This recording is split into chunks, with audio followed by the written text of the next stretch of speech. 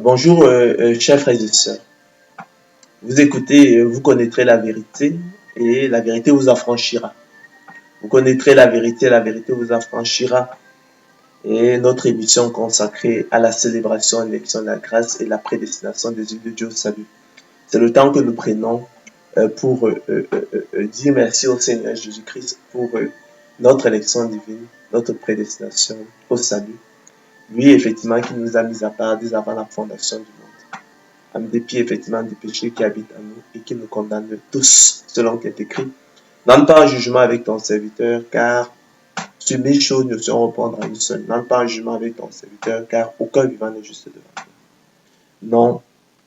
Il y a sur la terre point d'homme juste qui fasse le bien ne pêche jamais. Aussi, si nous disons nous n'avons pas de péché, nous séduisons nous-mêmes et la vérité n'est point en nous. Si nous confessons nos péchés, tu es fidèle et juste pour nous les pardonner et pour nous purifier de toute iniquité. Si nous n'avons pas de péché, nous te faisons mentir et ta parole n'est point en nous. C'est donc pour moi, c'est donc toujours pour moi un plaisir de venir à vous, afin que nous allions au pied du Seigneur, partager le pain de vie. Je ne me lasserai point de vous enseigner les mêmes choses, mais pour vous, comme disait l'apôtre Paul, cela est salutaire. Nous allons répondre ce soir au calomniateur de l'apôtre Paul, qui l'accuse d'anéantir effectivement la loi par la foi. Nous expliquerons que loin d'anéantir la loi par la foi, l'élection de la grâce, au contraire, confirme la loi par la foi. Selon qu'il est écrit, c'est en espérance que nous sommes sauvés. Car c'est en espérance que nous sommes sauvés. Et nous sommes là, chers frères et sœurs, dans Romains 8, 24 à 25. Car c'est en espérance que nous sommes sauvés, explique l'apôtre Paul. Or, l'espérance qu'on voit n'est plus espérance. Ce qu'on voit, peut-on l'espérer encore? Mais si nous espérons ce que nous ne voyons pas, nous l'attendons avec persévérance, c'est-à-dire endurance, courage, détermination, ténacité, opiniâtreté, attachement, patience, volonté, entêtement, fidélité, esprit de suite, obstination, ferveur, zèle, loin de la négligence, du laisser-aller, du relâchement, de l'infidélité, de l'insouciance, de la passivité, du désistement, du renoncement, de la capitulation, de l'engourdissement, de l'abandon, de l'indolence, de l'inertie et de la paresse propre à l'apathie complaisante et au fatalisme. Donc, c'est deux points capitaux que ils n'ont généralement pas compris. Donc, c'est en espérance que nous sommes sauvés. C'est ce qu'il faut comprendre. Or, l'espérance qu'on voit n'est plus l'espérance. Ce qu'on voit, peut-on l'espérer encore? Mais si nous espérons ce que nous ne voyons pas, nous l'attendons avec persévérance. D'accord?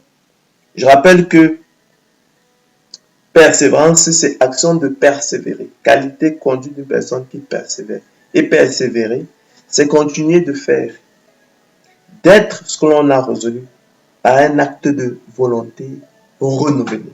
Donc, persévérer, c'est continuer de faire, d'être ce que l'on a résolu par un acte de volonté renouvelé. Donc,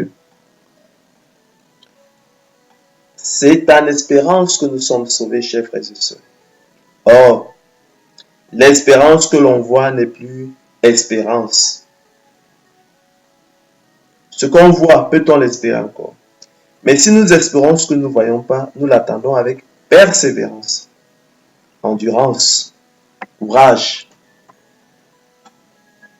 détermination, ténacité, opiniâtreté, attachement, patience, volonté, entêtement, fidélité, zèle, loin de la négligence, du laisser-aller, du relâchement, de l'infidélité, de l'insouciance, de la passivité, de l'abandon, de la capitulation, de la désertion, de l'engourdissement, de l'inertie et de la paresse propre à l'apathie complaisante et au fatalisme.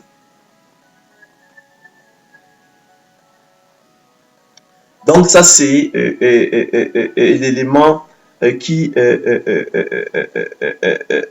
échappent, disons ça comme ça, hein, aux apôtres de l'évangile de la gloire de l'homme et les enferment donc dans leurs accusations erronées, dans leur rejet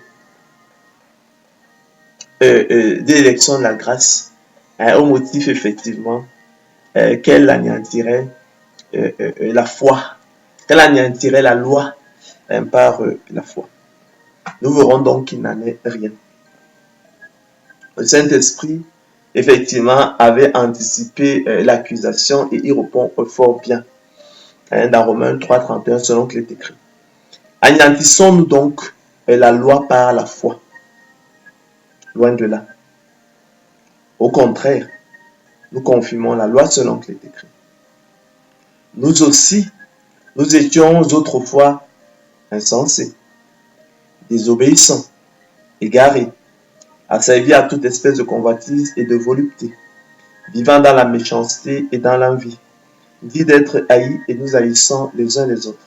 Mais lorsque la bonté de Dieu notre Sauveur et son amour pour les hommes ont été manifestés, il nous a sauvés, non à cause des œuvres de justice que nous aurions faites, mais selon sa miséricorde, par le baptême de la régénération et le renouvellement du Saint-Esprit, qu'il a répandu sur nous avec abondance par Jésus-Christ notre Sauveur, afin que, justifiés par sa grâce, nous devenions en espérance héritiers de la vie éternelle. Afin que, justifiés par sa grâce, nous devenions en espérance héritiers de la vie éternelle. Donc cette parole est certaine et je veux que tu affirmes ces choses afin que ceux qui ont cru en Dieu s'appliquent à pratiquer de bonnes œuvres. Selon qu'il est écrit, recherchez la sanctification sans laquelle personne ne verra le Seigneur. Voilà, écrit l'apôtre Paul à Tite, ce qui est bon et utile aux hommes. Mais évite les discussions folles, les généalogies, les querelles, les disputes relatives à la loi, car elles sont vaines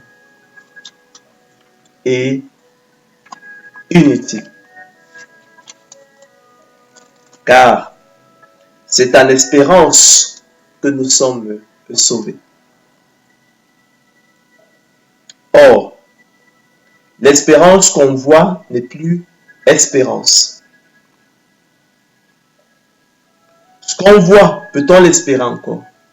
Mais si nous espérons ce que nous ne voyons pas, nous l'attendons.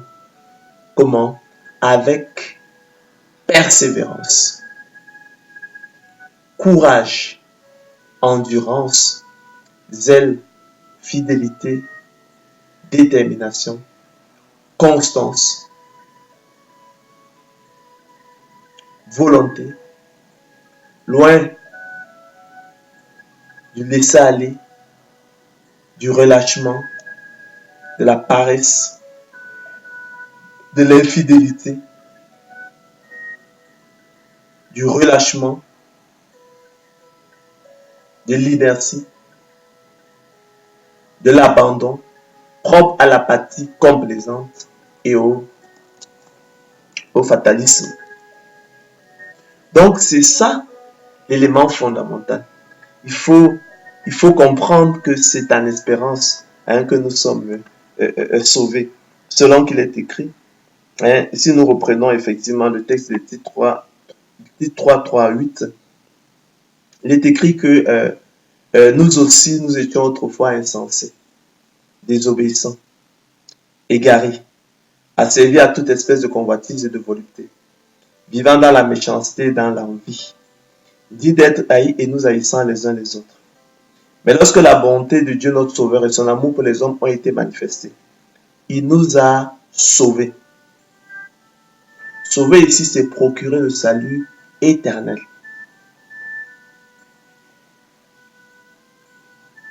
La suite du texte hein, nous le confirme puisqu'il est question de nouvelle naissance. Donc, il nous a sauvés, non à cause des œuvres de justice que nous aurons faites, mais selon sa miséricorde. Il nous a sauvés par le baptême de la régénération et le renouvellement du Saint-Esprit, donc par la nouvelle naissance. D'accord? Voilà. Donc, il a répandu sur nous avec abondance par Jésus-Christ notre Sauveur, afin que justifiés par sa grâce, nous devenions en espérance, il faut souligner cela, il faut le retenir, héritiers de la vie éternelle.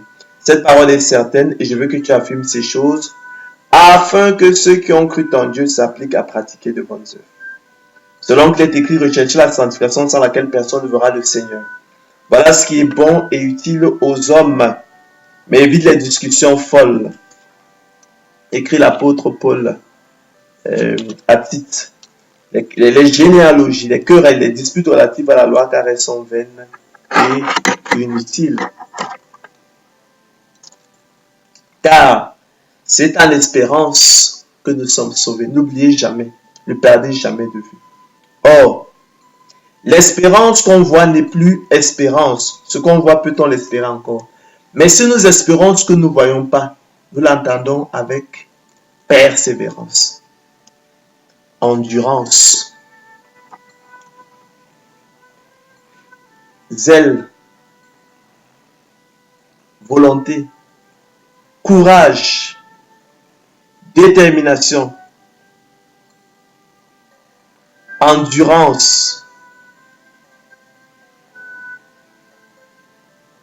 ténacité, patience, ferveur, fidélité, loin de la négligence, chers frères et sœurs, du laisser-aller, du relâchement, de l'infidélité, de l'insouciance, de la passivité, du désistement, du renoncement, de l'abandon, de la capitulation, de l'indolence, de l'inertie et de la paresse propre à l'apathie, complaisance et au fatalisme. Je rappelle que persévérance, c'est action de persévérer. Qualité, conduite d'une personne qui persévère. Et persévérer, c'est continuer de faire. D'être ce que l'on a résolu par un acte de volonté renouvelé. On aurait pu arrêter effectivement notre conférence là, parce que tout est clair. Persévérer, c'est continuer de faire, chers frères et sœurs, d'être ce que l'on a résolu par un acte de volonté renouvelé. Donc, persévérer, c'est continuer de faire, d'être ce que l'on a résolu par un acte de volonté renouvelé. Et la persévérance, donc, c'est l'action de persévérer, c'est la qualité, la conduite de personne qui persévère.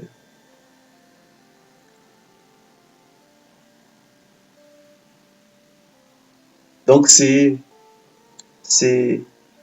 formidable. Donc, il faut retenir que c'est en espérance que nous sommes sauvés.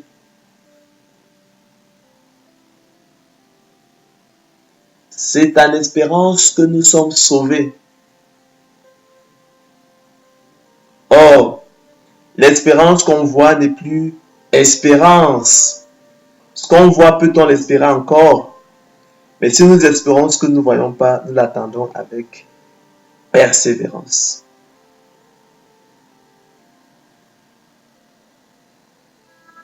Endurance, courage, détermination, volonté, constance, fidélité, zèle, loin de la négligence, du laisser-aller, du relâchement, de l'infidélité, de l'insouciance, du forfait, de la capitulation, de l'engourdissement, de l'abandon, de l'indolence, de l'inertie, de la paresse propre à l'apathie complaisante et au fanatisme.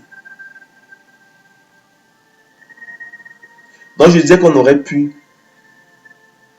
arrêter notre conférence à ce niveau parce qu'effectivement, je pense que ceux de bonne foi, effectivement, comprendront qu'effectivement, il y a ce passage-là qui échappe parfois à certains.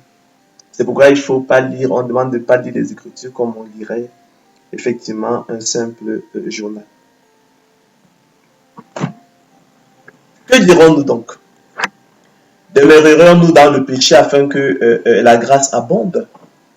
Loin de là.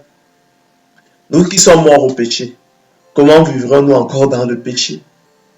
Ignorez-vous que nous tous qui avons été baptisés en Jésus-Christ, c'est en sa mort que nous avons été baptisés.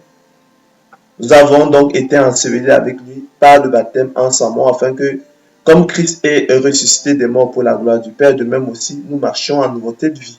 En effet, chers frères et sœurs, si nous sommes devenus même plan avec lui par la conformité à sa mort, nous le serons aussi par la conformité à sa résurrection, sachant que notre Verbe a été crucifié avec lui, afin que le corps du péché fût détruit pour que nous soyons plus esclaves du péché.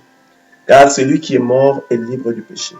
Or, si nous sommes morts avec Christ, nous croyons que nous vivons aussi avec lui, sachant que Christ ressuscité des morts ne meurt plus. La mort n'a plus de pouvoir sur lui, car il est mort, et c'est pour le péché qu'il est mort une fois pour toutes. Il est revenu à la vie, et c'est pour Dieu qu'il vit. Ainsi vous-même, regardez-vous comme mort au péché, et comme vivant pour Dieu en Jésus-Christ. Que le péché ne règne donc point dans votre corps mortel, et n'obéissez point à ses convoitises. Délivrez pas vos membres au péché comme des instruments d'iniquité, mais donnez-vous vous-même à Dieu comme étant vivant de mort que vous étiez, et offrez à Dieu vos membres comme des instruments de justice, car le péché n'aura point de pouvoir sur vous, puisque vous êtes non sous la loi, mais sous la grâce. Quoi donc? Pécherions-nous parce que nous sommes non sous la loi, mais sous la grâce? Loin de là. Ne savez-vous pas qu'en vous livrant à quelqu'un comme esclave pour lui obéir, vous êtes esclave de celui à qui vous obéissez? Soit du péché qui conduit à la mort, soit de l'obéissance qui conduit à la justice. Mais grâce soit rendue à Dieu de ce que, après avoir été esclave du péché, vous avez obéi de cœur à la règle de doctrine dans laquelle vous avez été instruit. Ayant été affranchi du péché, vous êtes devenu esclave de la justice. Je parle à la manière des hommes, écrit l'apôtre Paul, à cause de la faiblesse de votre chair. De même donc que vous avez livré vos membres comme esclaves à l'impureté et à l'iniquité pour arriver à l'iniquité, ainsi maintenant, livrez vos membres comme esclaves à la justice pour arriver à la sainteté. Car lorsque vous étiez esclaves du péché, vous étiez libre à l'égard de la justice. Quels fruits portiez-vous alors? Des fruits dont vous rugissez aujourd'hui. Car la fin de ces choses, c'est la mort. Mais maintenant, étant affranchis du péché, devenus esclaves de Dieu, vous avez pour fruit la sainteté, pour fin la vie éternelle. Car le salaire du péché, c'est la mort. Mais le don gratuit de Dieu, c'est la vie éternelle en Jésus-Christ notre Seigneur. Ignorez-vous, frères, car je parle à des gens qui connaissent la loi, que la loi exerce son pouvoir sur l'homme aussi longtemps qu'il vit. Ainsi, une femme mariée est liée par la loi à son mari, étant qu'il est vivant. Mais si le mari meurt, elle est dégagée de la loi qui la lie à son mari. Si donc, du vent de son mari, elle devient la femme d'un autre homme, elle sera appelée adultère. Mais si le mari meurt, elle est affranchie de la loi, de sorte qu'elle n'est point adultère en devenant la femme d'un autre. Et de même, mes frères, vous aussi, vous avez été, par le corps de Christ, mis à mort en ce qui concerne la loi pour que vous apparteniez à un autre, à celui qui est ressuscité des morts, afin que nous portions des fruits pour Dieu. Car lorsque vous étiez dans la chair, les passions des péchés provoquées par la loi agissaient dans nos membres, de sorte que nous portions des fruits pour la mort. Mais maintenant, nous avons été dégagés de la loi, chers frères et sœurs, étant morts à cette loi sur laquelle nous étions retenus. De sorte que nous servons dans un esprit nouveau et non selon la lettre qui a vieilli. Que dirons-nous donc? La loi est-elle péché? Loin de là. Mais je n'ai connu le péché que par la loi. Car je n'aurais pas connu la convoitise si la loi nous dit tu ne convoiteras pas. Et le péché, saisissant l'occasion, produisit en moi par le commandement toutes sortes de convoitises. Car sans la loi, le péché est mort. Pour moi, étant autrefois sans loi, je vivais. Mais quand le commandement vint, le péché reprit vie et moi je mourus. Ainsi, le commandement qui conduit à la vie se trouva pour moi conduire à la mort. Car le péché saisissant l'occasion me séduisit par le commandement et par lui me fit mourir. La loi donc est sainte et le commandement est saint, juste et bon. Ce qui est bon a-t-il donc été pour moi une cause de mort? Loin de là. Mais c'est le péché, afin qu'il se manifesta comme péché en me donnant la mort par ce qui est bon et que par le commandement devint condamnable au plus haut point. Nous savons en effet que la loi est spirituelle, mais moi je suis charnel vendu au péché. Car je ne sais pas ce que je fais. Je ne comprends pas ce que je fais. Je ne fais point ce que je veux, je fais ce que je hais. Or, si je fais ce que je ne veux pas, je connais par là que la loi est bonne. Et maintenant, ce n'est plus moi qui le fais, mais c'est le péché qui habite en moi. Ce qui est bon, je le sais, n'habite pas en moi, c'est-à-dire dans ma chair. J'ai la volonté, maintenant le pouvoir de faire le bien. Car chose impossible à la volonté, parce que le péché la rendait sans force. Car je ne fais pas le bien que je veux, je fais le mal que je ne veux pas. Et si je fais ce que je ne veux pas, ce n'est plus moi qui le fais, c'est le péché qui habite en moi. Je trouve donc en moi cette loi. Quand je veux faire le bien, le mal est attaché à moi. car je prends plaisir à la loi de Dieu selon l'homme intérieur, mais joie dans mes membres. Une autre loi qui lutte contre la loi de mon entendement et qui me rend captif de la loi du péché qui est dans mes membres. Misérable que je suis, qui me délivrera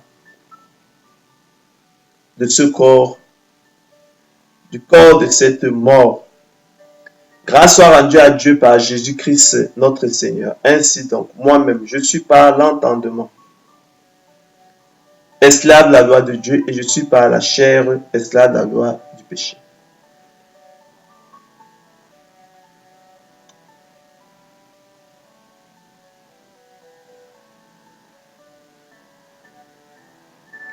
Il n'y a donc maintenant aucune condamnation pour ceux qui sont en Jésus-Christ. En effet, chers frères et sœurs,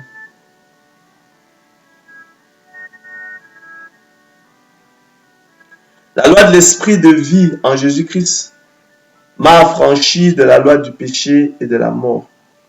Car chose impossible à la loi, parce que le péché la rendait sans force, Dieu a condamné le péché dans la chair en envoyant en cause du péché son propre Fils dans une chair semblable à celle du péché. Et cela afin que la justice de la loi fût accomplie en nous qui marchons non selon la chair mais selon l'esprit. Ceux en effet qui vivent selon la chair s'affectionnent aux choses de la chair, tandis que ceux qui vivent selon l'esprit s'affectionnent aux choses de l'esprit. Et l'affection de la chair, c'est la mort, tandis que l'affection de l'esprit, c'est la vie et la paix. Car l'affection de la chair est inimitié contre Dieu parce qu'elle ne se soumet pas à la loi de Dieu et qu'elle ne peut pas, elle ne peut même pas.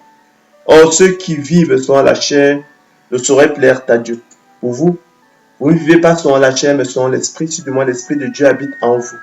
Si quelqu'un n'a pas l'esprit de Christ, il ne lui appartient pas. Et si Christ est en vous, le corps, il est vrai, est mort à cause du péché, mais l'esprit est vie à cause de la justice. Et si l'esprit de celui qui a ressuscité Jésus d'entre les morts habite en vous, celui qui a ressuscité Christ d'entre les morts rendra aussi la vie à vos corps mortels par son esprit qui habite en vous. Ainsi donc, frères, nous ne sommes point redevables à la chair pour vivre selon la chair. Chers frères et sœurs, si vous vivez selon la chair, vous mourrez. Mais si par l'esprit, vous faites mourir les actions du corps, vous vivrez. Car tous ceux qui sont conduits par l'Esprit de Dieu sont fils de Dieu. Et vous n'avez point reçu un esprit de servitude pour être encore dans la crainte. Vous avez reçu un esprit d'adoption par lequel nous crions Abba Père. L'esprit lui-même rend témoignage à notre esprit que nous sommes enfants de Dieu. Or, si nous sommes enfants, nous sommes aussi héritiers. Héritiers de Dieu et co-héritiers de Christ. Si toutefois nous souffrons avec lui, afin d'être glorifiés avec lui. J'estime que les souffrances du temps présent ne sauraient être comparées à la gloire à venir qui sera révélée pour nous. Aussi, la création attend-elle avec un ardent désir la révélation des fils de Dieu. Car la création a été soumise à la vanité, non de son gré, mais à cause de celui qui l'y a soumise. Avec l'espérance qu'elle aussi sera affranchie de la servitude de la corruption pour avoir part à la liberté de la gloire des enfants de Dieu. Or, nous savons que, jusqu'à ce jour, la création tout entière soupire et souffre des douleurs de l'enfantement. Et ce n'est pas elle seulement, mais nous aussi qui avons les prémices de l'esprit, nous aussi nous soupirons en nous-mêmes en attendant l'adoption, la rédemption de notre corps. Car c'est à l'espérance que nous sommes sauvés. Or, l'espérance qu'on voit n'est plus l'espérance. Ce qu'on voit, peut-on l'espérer encore? Mais si nous espérons ce que nous ne voyons pas, nous l'attendons avec persévérance, endurance, volonté, courage, loin du laisser-aller, de l'infidélité, de l'insouciance, de la négligence, de la paresse, liée à l'apathie complaisante et au fatalisme. De même aussi, l'Esprit nous aide dans notre faiblesse, car nous ne savons pas ce qu'il convient demander dans nos prières. Mais l'Esprit lui-même intercède par des soupirs inexprimables. Et celui qui sonde les cœurs connaît quelle est la pensée de l'Esprit, parce que c'est selon Dieu qu'il intercède en faveur des saints. Nous savons du reste que toute chose concourt au bien de ceux qui aiment Dieu, de ceux qui sont appelés selon son dessein. Car ceux qu'il a connus d'avance, ceux qu'il a aimés d'avance, ceux qu'il a choisis d'avance, ceux qu'il a élus d'avance, ceux qu'il a d'avance créés dans Christ, il les a aussi prédestinés à être semblables à l'image de son Fils, afin que son Fils soit le premier-né entre plusieurs frères. Et ceux qu'il a prédestinés, les a aussi appelés, ceux qu'il a appelés, les a aussi justifiés, ceux qu'il a justifiés, les a aussi glorifiés. Que dirons-nous donc à l'égard de ces choses? Si Dieu est pour nous, qui sera contre nous? Lui qui n'a point épargné son propre Fils, mais qui l'a livré pour nous tous, comment donnera-t-il pas aussi toutes choses avec lui? Qui accusera les élus de Dieu? C'est Dieu qui justifie. Qui les condamnera? Christ est mort, bien plus, il est ressuscité. Il a la droite de Dieu et il intercède pour nous. qui nous séparera de l'amour de Christ? Sera-ce la tribulation, l'angoisse ou la persécution, ou la faim ou la nudité ou le péril ou l'épée? Selon qu'il est écrit, c'est à cause de toi qu'on nous met à mort tous les jours, qu'on nous regarde comme des brebis destinées à la boucherie. Et dans toutes ces choses, nous sommes plus que vainqueurs par celui qui nous a aimés. Car j'ai l'assurance, écrit l'apôtre Paul, que ni la mort, ni la vie, ni les anges, ni les dominations, ni les choses présentes, ni les choses à venir, ni les puissants, ni la hauteur, ni la profondeur, ni aucune autre créature ne pourra nous séparer de l'amour de Dieu manifesté en Jésus-Christ notre Seigneur. Et pourquoi ne ferons-nous pas le mal afin qu'il en arrive du bien, comme quelques-uns qui nous calomnient, prétendent que nous nous disons? La condamnation de ces gens est juste, écrit l'apôtre Paul.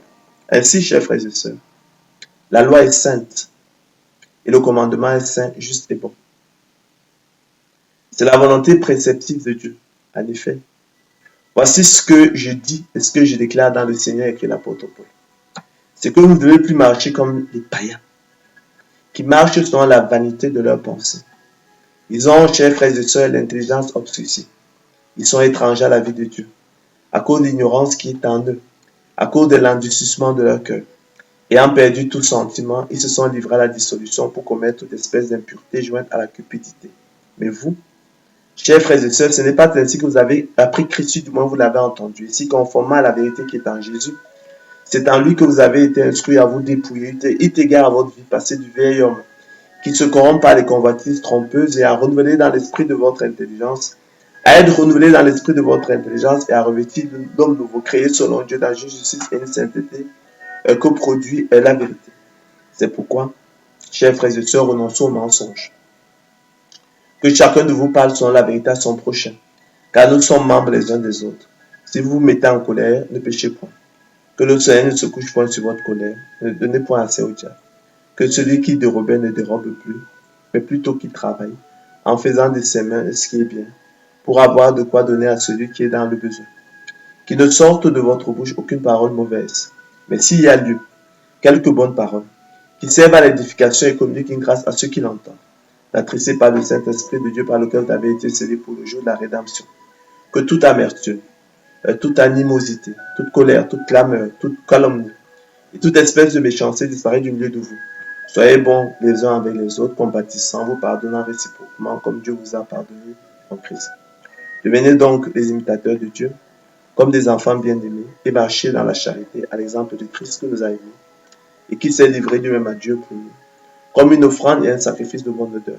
Que l'impudicité, qu'aucune espèce d'impureté, et que la cupidité ne soit pas même nommée parmi vous, est ce qui convient à des saints, qu'on n'entende ni paroles déshonnêtes, ni propos insensés, ni plaisanteries, choses qui sont contraires à la bienséance, qu'on entende plutôt des actions de grâce. Car sachez-le, aucun impudique, ni ou impur, ou cupide, c'est-à-dire idolâtre, n'a d'héritage dans le royaume de Dieu et de Christ. Que personne ne vous séduise par de vains discours, car c'est à cause de ces choses que la colère de Dieu vient sur les fils de la rébellion. N'ayez donc aucune part avec eux. Autrefois vous étiez ténèbres, et maintenant vous êtes lumière dans le Seigneur. Marchez comme des enfants de lumière, car le fruit de la lumière consiste en toutes sortes de bonté, de justice, de fidélité. Examinez ce qui est agréable au Seigneur, et ne prenez point part aux choses infructueuses des ténèbres, mais plutôt condamnez-les. Car il est honteux de dire ce qu'ils font en secret. Mais tout ce qui est condamné est manifesté par la lumière. Car tout ce qui est manifesté est lumière. C'est pour cela qu'il est dit, réveille-toi, toi qui dors, réveille-toi d'entre les morts, et Christ t'éclairera. Prenez donc garde de vous conduire avec circonspection, non comme des insensés, mais comme des sages. Achetez le temps car les jours sont mauvais. C'est pourquoi ne soyez pas inconsidérés, mais comprenez quelle est la volonté du Seigneur, ne vous enivrez pas de vin, c'est de la débauche, soyez au contraire remplis de l'esprit. Je te recommande devant Dieu, qui donne la vie à toutes choses, et devant Jésus-Christ, qui fit une belle confession devant Ponce Pilate, de garder le commandement et de vivre sans tâche, sans reproche, jusqu'à l'apparition de notre Seigneur Jésus-Christ. Car la grâce de Dieu, source de salut pour tous les hommes, a été manifestée. Car la grâce de Dieu, source de salut pour tous les hommes, juifs et païens, a été manifestée. Elle nous enseigne à renoncer à l'impiété et au convoitises mondaines, et à vivre dans le siècle présent selon la sagesse, la justice et la piété, en attendant la bienheureuse espérance et la manifestation de la gloire du grand Dieu et de notre Sauveur Jésus-Christ, qui se donnait lui-même pour nous, afin de nous racheter de toute iniquité, de se faire un peuple qui lui appartienne, purifié par lui et zélé pour les bonnes œuvres. Dis ces choses, exhorte et reprend avec une pleine autorité. Faites donc mourir les membres qui sont sur la terre, l'impudicité, l'impureté, les passions, les mauvais désirs et la cupidité, qui est une idolâtrie. C'est à cause de ces choses que la colère de Dieu vient sur les fils de la rébellion, parmi lesquels vous marchiez autrefois, lorsque vous viviez dans ces péchés. Mais maintenant, renoncez à toutes ces choses, à la colère, à l'animosité, à la méchanceté, à la calomnie, aux paroles déshonnêtes qui pourraient sortir de votre bouche. Ne mentez pas les uns aux autres, vous étant dépouillés du vieil homme et de ses œuvres, ayant revêtu l'homme nouveau qui se renouvelle dans la connaissance selon l'image de celui qui l'a créé. Ainsi donc, comme des élus de Dieu, saints et bien-aimés, chers frères et sœurs, revêtez-vous d'entrailles de miséricorde et de bonté, d'humilité, de douceur, de patience, supportez-vous les uns les autres. Et s'il n'a sujet de se plaindre de l'autre, pardonnez-vous réciproquement. De même que Christ a pardonné, pardonnez-vous aussi. Mais par-dessus toutes ces choses, revêtez-vous de la charité. Et soyez reconnaissants. Que la parole de Christ habite parmi vous abondamment. Et faites tout au nom du Seigneur Jésus, en rendant par lui des actions de grâce à Dieu le Père. Le Seigneur de gloire Jésus-Christ a par ailleurs prophétisé: si quelqu'un m'aime, gardera ma parole. Celui qui ne m'aime pas ne garde point ma parole. Mais aussi vous êtes mes amis, si vous faites ce que je vous commande. Aussi, si nous gardons ces commandements, par là nous savons que nous l'avons connu. Celui qui dit, je l'ai connu, et qui ne garde pas ses commandements est un menteur, et la vérité n'est point en lui. Mais celui qui garde sa parole, l'amour de Dieu est véritablement parfait en lui. Par là, nous savons que nous sommes en lui. Celui qui dit qu'il demeure en lui doit marcher aussi comme il a marché lui-même. Car l'amour de Dieu consiste à garder ses commandements. Voyez-vous. Donc, lorsque nous vous exhortons à persévérer, vous voyez que nous n'anéantissons point la foi par la loi. Non, au contraire, nous la confirmons. Nous vous encourageons à la persévérance. Nous vous encourageons à persévérer. Nous vous exhortons à persévérer. Car c'est en espérance que nous sommes sauvés. Or, l'espérance qu'on voit n'est plus espérance, chers frères et sœurs. Ce qu'on voit, peut-on l'espérer encore? Mais si nous espérons ce que nous ne voyons pas, nous l'attendons avec persévérance, endurance, fidélité, zèle, volonté, détermination. Loin de laisser aller, de la négligence, de la paresse, de l'insouciance, de l'indolence, de l'abandon propre à l'apathie complaisante et au fatalisme. Élu de Dieu, bien-aimé de Dieu. Non, il n'y a sur la terre point d'homme juste qui fasse de bien et ne péche jamais. Mais grâce soit rendue à Dieu par Jésus-Christ notre Seigneur, qui nous a rachetés de la malédiction de la loi, étant devenu malédiction pour nous, car il est écrit, maudit quiconque est pendu au bois. Je vous exhorte donc, écrit l'apôtre Paul, par les compassions de Dieu, à offrir vos corps comme un sacrifice vivant, saint, agréable à Dieu, ce qui sera de votre part un culte raisonnable. Ne vous conformez pas au siècle présent, mais soyez transformés par le renouvellement de l'intelligence, afin que vous discerniez quelle est la volonté de Dieu, ce qui est bon, agréable et parfait. Et du zèle et non de la paresse. Persévérez. Soyez fervents d'esprit. Servez le Seigneur. Ils n'ont pas autre chose que cela. Réjouissez-vous en espérance, car c'est en espérance que nous sommes sauvés. Soyez patients dans l'affliction. Persévérez dans la prière. Ne rendez à personne le mal pour le mal. Ne te laisse pas vaincre par le mal, mais surmonte le mal par le bien. Ne devez rien à personne, si ce n'est de vous aimer les uns les autres, car celui qui aime les autres a accompli la loi. En effet, les commandements: tu ne commettras point d'adultère, tu ne tueras point, tu ne déroberas point, tu ne convoiteras point.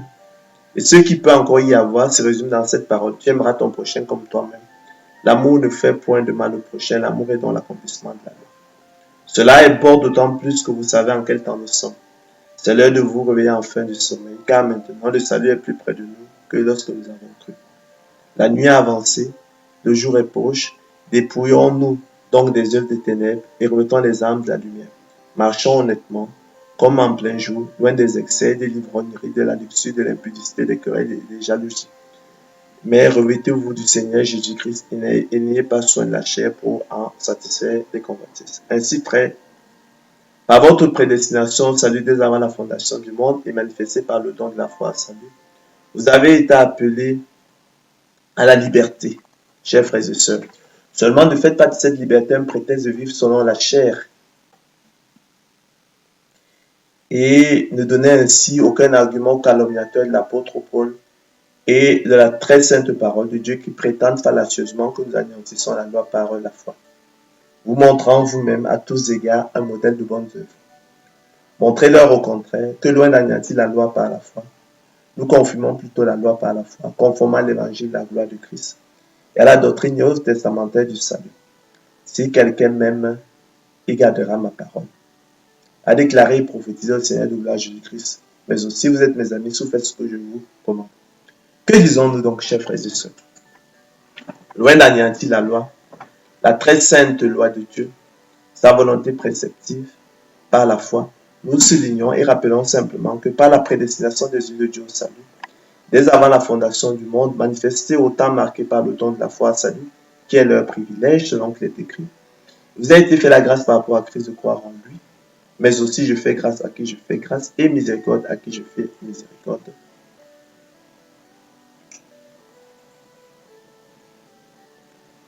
Tous n'ont pas la foi. Le Seigneur de gloire Jésus-Christ a franchi et dégage les yeux de Dieu de la loi dont les ordonnances les condamnaient et qui subsistaient contre eux, devenus de fait heureux bénéficiaires de l'avantage de la mort substitutive et expiatoire du Christ à la croix de Golgotha. Oui, il s'est fait malédiction pour ceux qui croiraient en lui, effaçant et détruisant pour eux la loi, en la clouant à la croix. Vous êtes élus de Dieu, non sous la loi, mais sous la grâce. Il n'y a maintenant plus aucune condamnation pour ceux qui sont en Jésus-Christ. Il n'y a maintenant plus aucune condamnation pour les élus de Dieu qui sont non sous la loi, mais sous la grâce. Le Seigneur de gloire, Jésus-Christ, étant mort à leur place, par son sang versé à la croix de Golgotha, comme prix du rachat pour leur iniquité et leur péché. Le Seigneur de gloire ayant payé à leur place en se faisant malédiction pour eux. Le Seigneur de gloire ayant versé la rançon de leur rachat. Les élus de Dieu sont ainsi non sous la loi mais sous la grâce. Il n'y a maintenant plus aucune condamnation pour eux. Ils sont non sous la loi mais sous la grâce. L'acte dont les ordonnances des condamnés qui subsistaient contre eux a été effacé et détruit par le Seigneur de gloire qui l'a trouvé à la croix. Il n'y a maintenant plus aucune condamnation pour eux. Christ s'étant fait malédiction pour eux, leur péché ne leur est plus imputé. C'est cette idée maîtresse, fondamentale et centrale qu'exprime l'apôtre Paul lorsque par 4 fois il se reprend dans l'écriture selon qu'il est écrit. Là où il n'y a point de loi, il n'y a point non plus de transgression. Romains 4,15. Le péché n'est pas imputé quand il n'y a pas de loi. Romains 5,13. Sans loi, le péché est mort. Romains 5,8. La puissance du péché, c'est la loi. 1 Corinthiens 15,56. Ainsi, tandis que la loi produit la colère de Dieu, la foi qui ne procède pas de la loi assure au contraire un salut absolument inconditionnel des yeux de Dieu prédestiné au salut dès avant la fondation du monde. Le don de la foi salut accomplit donc la promesse inconditionnelle de Dieu à son peuple qu'il aime de toute éternité. La foi salut, comme une lampe qui brille dans un lieu obscur jusqu'à ce que le jour vienne apparaître et que l'étoile du matin se lève, éclaire et illumine efficacement les élus de Dieu le long du chemin resserré qui conduit à la porte étroite qui mène à la vie éternelle. Ainsi, là où il n'y a point de loi, il n'y a point non plus de condamnation. Car là où il n'y a point de loi, il n'y a point non plus de transgression. Parce que le péché n'est pas imputé quand il n'y a point de loi. Ça dit que sans loi, le péché est mort. Car la puissance du péché, c'est la loi. C'est pourquoi les héritiers le sont par la foi, pour que ce soit par grâce, afin que la promesse soit assurée à toute la postérité. C'est cela la différence entre la loi et la foi. et l'excellence de la bonne nouvelle, la grâce de Dieu, et toute la splendeur de l'évangile, la gloire de Christ, auteur du salut des élus de A à Z, de début à la fin, et à qui reviennent tous les mérites et la gloire. Ainsi, comme le souligna le Seigneur de gloire Jésus-Christ en ouvrant son ministère terrestre, ne croyez pas que je sois venu pour abolir la loi ou les prophètes. Je suis venu non pour abolir, mais pour accomplir. Car je vous dis en vérité, tant que le ciel et la terre ne passeront point, il ne disparaîtra point de la loi un seul iota ou un seul trait de lettre jusqu'à ce que tout soit arrivé. Celui donc qui supprimera l'un de ces plus petits commandements et qui enseignera aux hommes à faire de même sera appelé le plus petit dans le royaume des cieux. Mais celui qui les observera et qui enseignera à les observer, celui-là sera appelé grand dans le royaume des cieux. Car je vous le dis, si votre justice ne suit pas celle des scribes des pharisiens, vous n'entrez point dans le royaume des cieux. Grâce soit rendue à Dieu par Jésus-Christ notre Seigneur. Par la justice de la foi, notre justice n'est pas celle des scribes des pharisiens. C'est la justice imputée du Seigneur de gloire Jésus-Christ, en reconnaissance de laquelle nous gardons sa parole et ses commandements, comme il nous l'a ordonné, selon qu'il est écrit, si vous m'aimez, gardez mes commandements. Non pas lui seul, mais aussi l'apôtre Paul, selon qu'il est écrit, soyez reconnaissants. De même que l'auteur de l'épître aux Hébreux, selon qu'il est écrit, c'est pourquoi recevons un royaume inébranlable. Montrons notre reconnaissance en rendant à Dieu un culte qui soit agréable avec pitié et avec crainte. Et en vertu de laquelle le Seigneur de gloire Jésus-Christ prophétisa, si quelqu'un même gardera ma parole. Par la justice imputée du Seigneur de gloire Jésus-Christ, lui l'agneau de Dieu qui ôte le péché du monde, lui qui s'est fait malédiction pour les élus de Dieu par sa mort substitutive et expiatoire à la croix de Golgotha, le Seigneur de gloire Jésus-Christ accomplit la loi et les prophètes pour les élus de Dieu. Et cela afin que la justice de la loi fût accomplie en nous, élus de Dieu, selon qu'il est écrit, mes frères, vous avez été par le corps de Christ mis à mort en ce qui concerne la loi. Maintenant, nous avons été dégagés de la loi, étant morts à cette loi sur laquelle nous étions retenus, de sorte que nous servons dans un esprit nouveau et non dans la lettre qui a vieilli. Il y a ainsi pour les élus de Dieu, le peuple de Dieu, abolition d'une ordonnance antérieure à cause de son impuissance et de son inutilité. Car la loi n'a rien amené à la perfection et introduction d'une meilleure espérance à laquelle nous approchons de Dieu. En effet, si la première alliance avait été sans défaut, il n'aurait pas été question de la remplacer par une seconde. Le Seigneur de gloire Jésus abolit ainsi pour les élus de Dieu, le peuple de Dieu, la première chose pour établir la seconde. Il abolit la loi. Il abolit ainsi la première chose pour établir la seconde. Et par le jugement dernier devant le tribunal du grand trône blanc, il accomplit la loi et les prophètes pour le monde et les reprouver. Ainsi, loin d'anéantir la loi par la foi, au contraire, nous confirmons la loi par la foi. À la seule différence que maintenant, nous élus de Dieu, nous l'avons dit précédemment, nous avons été dégagés de la loi, étant morts par le corps de Christ à cette loi sur laquelle nous étions retenus, de sorte que nous servons dans un esprit nouveau et non sur la lettre qui a vieilli. Car la lettre tue, la lettre de la loi tue, mais l'esprit vivifie. L'esprit de la loi vivifie. En effet, la circoncision est utile si tu mets en pratique la loi. Mais si tu transgresses la loi, ta circoncision devient incirconcision. Si donc l'incirconcis observe les ordonnances de la loi, son incirconcision ne sera-t-elle pas tenue pour circoncision? L'incirconcis de nature qui accomplit la loi ne te condamnera-t-il pas, toi qui la transgresses tout en ayant la lettre de la loi et la circoncision? Le juif, ce n'est pas celui qui en a les dehors, et la circoncision, ce n'est pas celle qui est visible dans la chair, mais le juif, c'est celui qui l'est intérieurement, et la circoncision, c'est celle du cœur, selon l'esprit et non selon la lettre. La loi de ce juif ne vient pas des hommes, mais de Dieu. Ainsi, il nous a rendus capables d'être ministres d'une nouvelle alliance, non de la lettre, mais de l'esprit. Car la lettre de la loi tue, mais l'esprit de la loi vivifie. Maintenant, nous, élus de Dieu, nous avons été dégagés de la loi, étant morts par le corps de Christ, à cette loi sur laquelle nous étions retenus, de sorte que nous servons dans un esprit nouveau, selon la lettre de la loi qui a vieilli. Car la lettre tue, mais l'esprit vivifie. Or, chers frères et sœurs, si le ministère de la mort, la lettre de la loi, la loi, gravée avec des lettres sur des pierres, était glorieux, au point que les fils d'Israël ne pouvaient fixer les regards sur le visage de Moïse à cause de la gloire de son visage, bien que cette gloire fût passagère. Combien le ministère de l'esprit ne sera-t-il pas plus glorieux? L'esprit de la loi, c'est-à-dire la foi. Si le ministère de la condamnation est la lettre de la loi a été glorieux. Le ministère de la justice est de beaucoup plus supérieur en gloire. Et sous ce rapport, chers frères et sœurs, ce qui a été glorieux ne l'a point été à cause de cette gloire qu'il est supérieur. En effet, si ce qui était passager a été glorieux, ce qui est permanent est bien plus glorieux.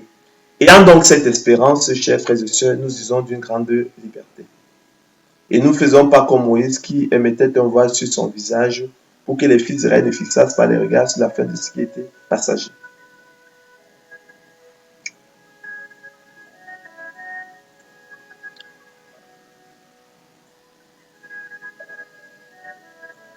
Et comme nous avons le même esprit de foi qui est exprimé dans cette parole d'écriture, j'ai cru, c'est pourquoi j'ai parlé. Nous aussi, nous croyons, et c'est pour cela que nous parlons, afin que la grâce, en se multipliant, fasse abonder à la gloire de Dieu les actions de grâce d'un plus grand nombre. C'est pourquoi nous ne perdons pas courage. Nous sommes toujours pleins de confiance. Nous sommes, chers frères et sœurs, pleins de confiance.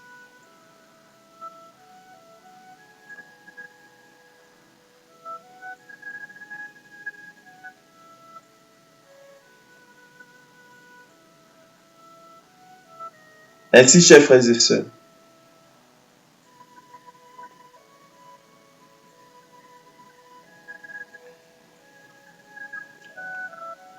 c'est pourquoi, rejetant toute souillure et tout excès de malice, recevez avec douceur la parole qui a été plantée en vous et qui peut sauver vos âmes. Mettez en pratique la parole et ne vous bornez pas à l'écouter en vous trompant vous-même par de faux raisonnements.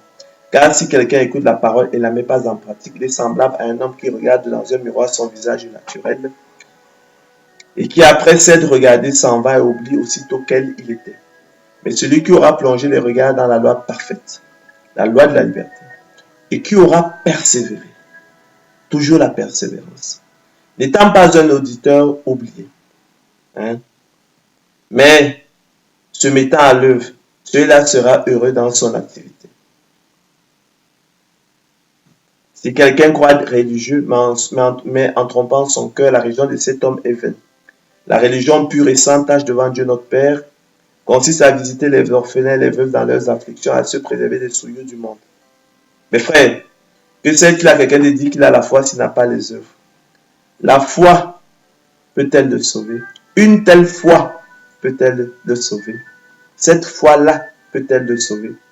Si un frère ou une sœur sont nus et manquent de la nourriture de chaque jour, et que l'un d'entre vous leur dise, allez en paix, chauffez-vous et vous rassasiez, et que vous leur donniez pas ce qui est nécessaire au corps, à quoi cela sert-il? Là n'est ainsi de la foi. Si elle n'a pas les œuvres, elle est morte en elle-même. Mais quelqu'un dira, toi tu as la foi et moi j'ai les œuvres. Montre-moi ta foi sans les œuvres et moi je te montrerai la foi par mes œuvres. Tu crois qu'il y a un seul Dieu, tu fais bien, les démons le croient aussi et ils entrent. Veux-tu savoir, ô homme vain, que la foi sans les œuvres est inutile?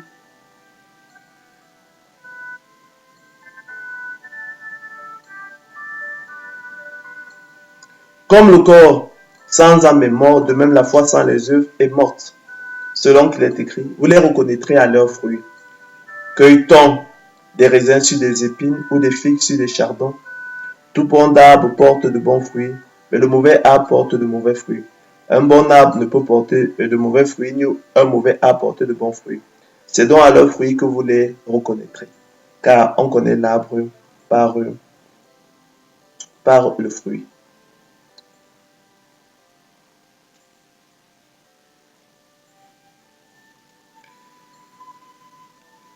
Ainsi, bien-aimés, comme vous avez toujours obéi, travaillez à votre salut avec crainte et tremblement.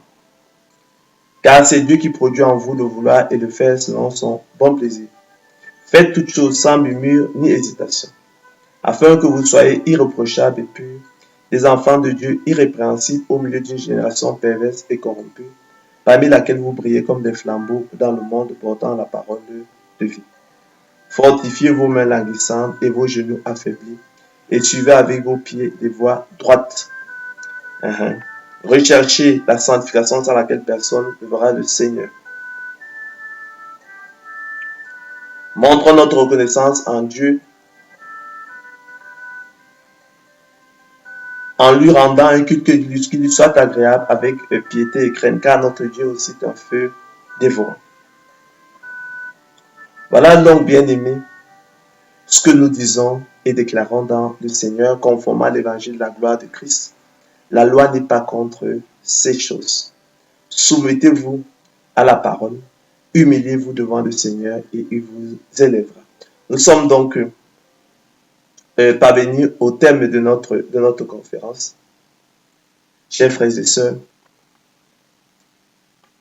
et nous avons donc vu que loin d'anéantir effectivement la loi par la foi, l'élection de la grâce confirme au contraire effectivement la loi par la foi. Car c'est en espérance, chers frères et sœurs, que nous sommes sauvés. Or, l'espérance qu'on voit n'est plus espérance. Ce qu'on voit, peut-on l'espérer encore? Mais si nous espérons ce que nous ne voyons pas, nous l'attendons avec persévérance, c'est-à-dire endurance, courage, fidélité, détermination, volonté, zèle, loin effectivement du laisser-aller, de la paresse, de la négligence, de l'infidélité, de l'abandon propre à l'apathie complaisante et au fatalisme. Que l'honneur revienne au Seigneur Jésus-Christ seul. À la prochaine et bonne soirée.